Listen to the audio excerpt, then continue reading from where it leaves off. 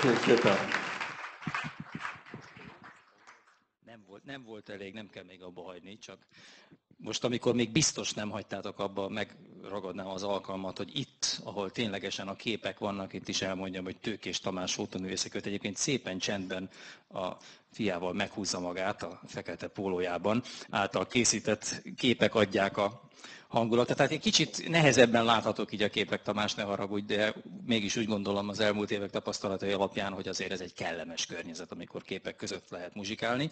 És hát, mint látják, a képek jelentős része az elmúlt évek Bohém Fesztiváljain készült. Úgyhogy ez még külön aktualitást ad a kiállításnak. Mindenkit arra biztatnék, hogy ott amögött a hangfal mögött található egy kis pulpituson egy vendégkönyv, ott nyugodtan helyezze el a saját személyes véleményét a képekkel, illetve a kiállítással kapcsolatban. És hát mivel most már elárultam, hogy a fotografika.hu feliratú fekete pólós úriember nem a nagyon fiatal, hanem a kevésbé idős. A képek elkövetője, személyesen is meggratulálhatják, megkritizálhatják, meghívhatják egy sörre és a többi.